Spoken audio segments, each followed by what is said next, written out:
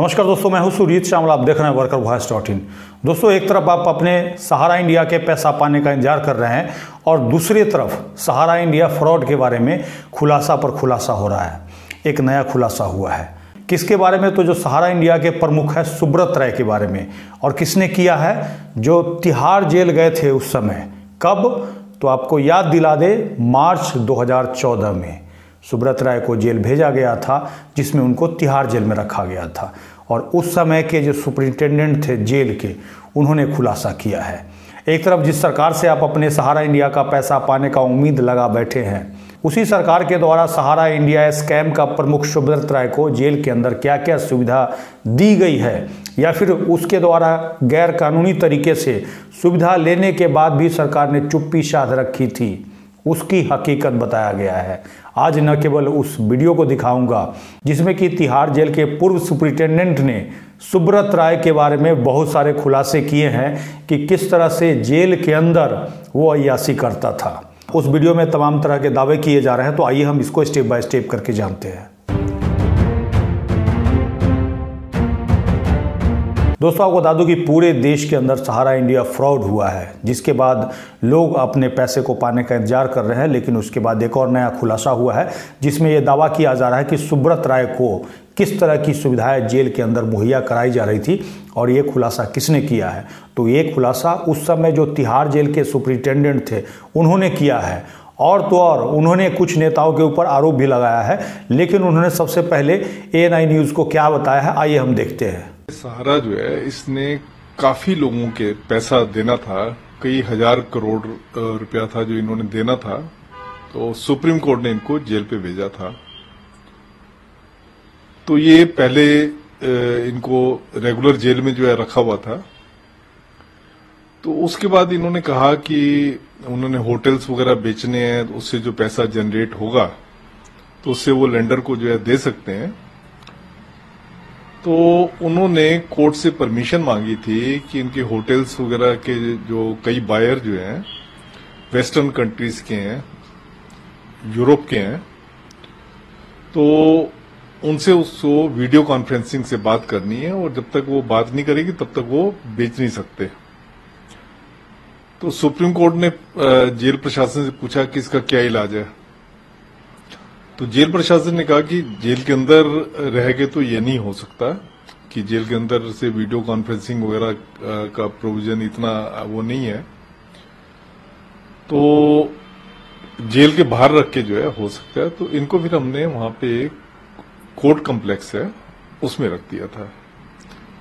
ये court complex में video conferencing की फैसिलिटी भी थी और इन्होंने अपनी फैसिलिटी भी मंगवा ली थी। और वहीं पे सारा AC कॉम्प्लेक्स था, तो उसी में ये रात को सोते थे। उन्होंने उसमें सेक्रेटरिएट की भी जो है इसको परमिशन दे दी थी कि टाइप वगैरह करना या और चीजें करनी, प्रपोजल वगैरह भेजने हैं। पर एक लिमिट तक तो जो सुप्रीम कोर्ट के ऑर्डर की जो जिस था, वो था लीगल तरीके से सब कुछ करना था। पर मैंने देखा कि काफी कुछ इलीगल हो रहा था उसमें। काफी कुछ, जो कुछ इलीगल आप सोच सकते हैं, काफी कुछ इलीगल हो रहा था। उससे पहले मुझे दिल्ली हाई कोर्ट ने बुलाया था और दिल्ली हाई कोर्ट ने बताया कि जेल में आजकल एक्सटॉर्शन की, ब्राइबरी की काफी ज्यादा शिकायतें आ रही हैं। तो मैंने ये वाली बात जो है अपनी GOS मीटिंग में बताई, जिसमें DG प्रिजन जो है इसको चेयर करते थे। तो उसमें मैंने बताया था। तो DG प्रिजन को लगा कि शायद मैं उनके खिलाफ शिकायत कर रहा हूं, उनके खिलाफ उनको ही शिकायत कर रहा हूं। तो उन्होंने इसको अच्छे तरीके से नहीं लिया। पर जो अंदर जेल के अंदर हो रहा था, हाईकोर्ट तो हर एक चीज को जानती है, क्योंकि हाईकोर्ट के पास बहुत कंप्लेंट वगैरह आती हैं। हाईकोर्ट ने अच्छा किया कि पहले हमसे सुन लिया। उन्होंने मुझे बुलाया, उन्होंने बताया कि ऐसे ऐसे कंप्लेंट आ रही हैं, तो इसके लिए कुछ करो, कि हम जुडिशियल नोटिस लें उससे पहले कि आप कुछ करो। तो ये मैंने जब बात बताई, तो इनके जो उस टाइम पे डायरेक्टर जनरल थे, उनके कान पे जूं तक नहीं रेंगी और उन्होंने कोई एक्शन नहीं लिया। हाँ, तो इस तरह से आपने देखा कि माननीय सुप्रीम कोर्ट के आदेश का आड़ लेकर के सुब्रत राय जेल में रहने के नाम पे क्या कर रहा था, कितनी अय्याशियां उसके द्वारा की जा रही थी। और सरकार आंख कान नाक और बंद करके उसका तमाशा देख रही थी। और तो और पूर्व जेल सुपरिटेंडेंट ने ये बात उस समय के मुख्यमंत्री यानी कि दिल्ली सरकार के जो मुख्यमंत्री थे उनको भी बताया था।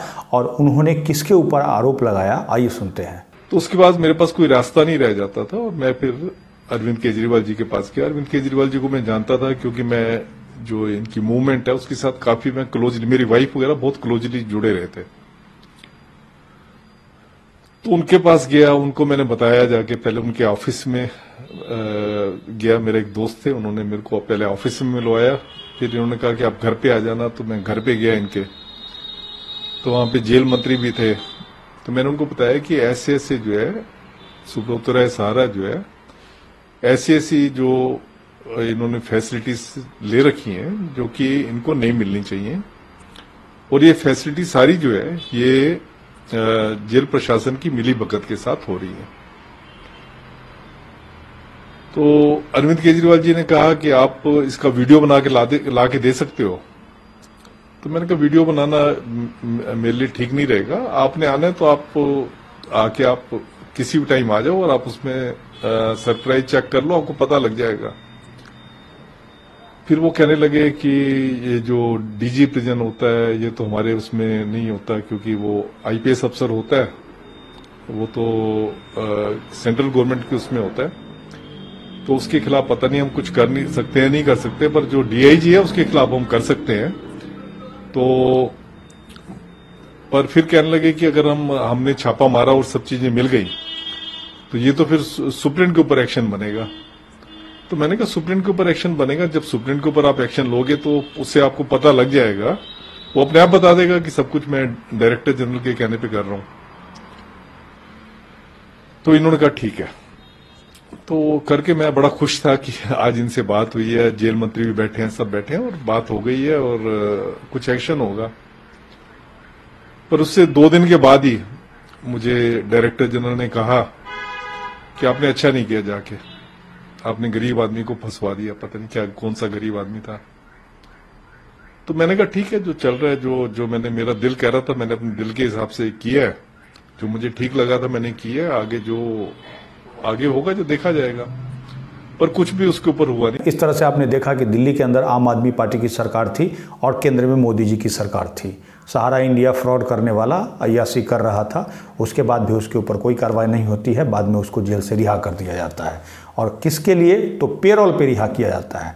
और वो पेरोल इतना लंबा चलता है कि अभी बीच में आपने सुना होगा कि सुब्रत राय की मौत हो गई, भले ही उसके ऊपर सैकड़ों एफआईआर क्यों न हो, उसका पोस्टमार्टम नहीं कराया जाता है, क्योंकि खुद आरटीआई लगा करके हमने पूछा था। इसमें बहुत बड़ा एक सवाल उठता है कि क्या सुब्रत राय जिंदा है या मुर्दा है। ऐसे में किसका दोष है, कौन से सरकार का दोष है, एक बार आप कमेंट्स करके बताइएगा। इसी से आपको ये पता चल पाएगा कि आपका पैसा क्यों नहीं मिल पा रहा है, क्योंकि इससे आपके सरकार की जो मंशा है उसकी असलियत का पता चल पाएगा, आपको समझ में आएगा। और जब तक ऐसे लोग सरकार के अंदर बने रहेंगे तब तक आपके पैसा डूबने का पूरा संभावना है। ऐसे में हमने पहले ही आपको कहा था कि प्रधानमंत्री को पत्र लिखिए, जिसमें हमने प्रधानमंत्री से गुहार लगाई थी कि हमारा सहारा इंडिया का पैसा वापस दिलाइए, अगर पैसा वापस नहीं दिलाएंगे तो हम आपको वोट का चोट देंगे। और आप में से कितने लोगों ने वोट का चोट दिया ये आप सभी लोगों को बेहतर पता होगा। और जितना आपके द्वारा सहारा इंडिया का पैसा पाने के लिए जोर लगाया गया है उतना ही पैसा वापस आ रहा है, इस बात को ध्यान रखिए। आप ये देखिए कि जितना शरबत के अंदर आप चीनी घोलिएगा उतना ही मीठा होगा। आप में से लाखों लोगों का भले ही पैसा हो, कुछ लोगों ने जोर लगाया, 5,000 करोड़ आया, उसमें से भी आपका जितना जोर लगेगा उसी हिसाब से आपको पैसा मिल पाएगा। आप में से कितने लोग अपने एमपी एमएलए के पास सहारा इंडिया के पैसा मांगने के लिए जाते होंगे कि भाई आप हमारा पैसा दिलवाइए, क्योंकि आप वोट लेकर के गए हैं सरकार के अंदर, तो हमारा पैसा कौन दिलवाएगा। इस वीडियो को अधिक से अधिक शेयर कीजिएगा। अगर हमें आप फेसबुक पे देख रहे हैं तो पेज को लाइक करेंगे, यूट्यूब पे देख रहे हैं तो चैनल को सब्सक्राइब करेंगे। इसके साथ ही विदा लेता हूँ, जल्द ही एक नई जानकारी के साथ मिलते हैं। धन्यवाद।